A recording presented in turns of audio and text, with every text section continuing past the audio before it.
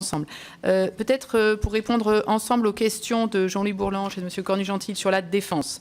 D'abord, le report de charge, oui, s'établit à peu près 3 milliards d'euros en 2016. J'ai été auditionné en début d'année par la commission de la défense de l'Assemblée nationale. J'ai eu l'occasion de faire de longs développements sur la méthode. On ne sait pas aujourd'hui ce qu'il en est pour 2017. Ce que je peux vous dire, c'est que par rapport à ce qui avait pu se passer les années précédentes, il y a une visibilité plus grande à ce stade de l'année. Je ne vous dis pas que c'est en soi ce que demandaient les militaires, mais en tout cas, par rapport à un monde dans lequel on les laisse vivre avec un gel très important en cours d'année, et puis, entre guillemets, on déboucle au mois de novembre en disant où est-ce qu'on ouvre et où est-ce qu'on annule, en tout cas, en faisant ça en juillet, toute chose égale d'ailleurs, en tout cas du point de vue de la direction du budget, ça leur donne une réelle capacité à tout simplement pas engager de dépenses qui ensuite donnerait lieu à report de charges. Donc ça me semble quand même un élément important. S'agissant de la programmation pluriannuelle, alors je rappelle que la direction du budget n'élabore pas les lois de programmation militaire, fort heureusement sans doute, diraient les militaires, mais en tout cas, c'est pas nous qui avons décidé du niveau d'inscription de la provision OPEX, et je peux même dire, moi j'ai aucun problème à dire devant une commission que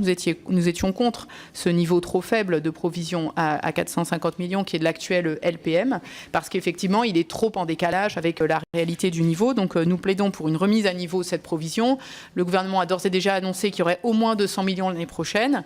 Je ne vais pas prédire l'évolution, mais il me semble tout à fait important de souligner qu'à 650 millions d'euros, on n'aura pas fait le tour des besoins tel quel niveau estimé à ce jour des besoins d'OPEX.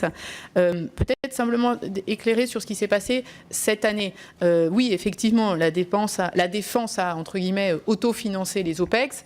Je me permets de signaler qu'à côté, il y avait quand même un très grand plan d'économie et que tous les ministères ont contribué. Donc il y a aussi une manière de dire, qui est de dire que la défense, elle a, entre guillemets, payé les dépassements qu'il y avait sur les OPEX, mais qu'elle n'a pas payé, ou alors qu'avec ça, elle a payé aussi sa contribution au dépassement sur les autres budgets.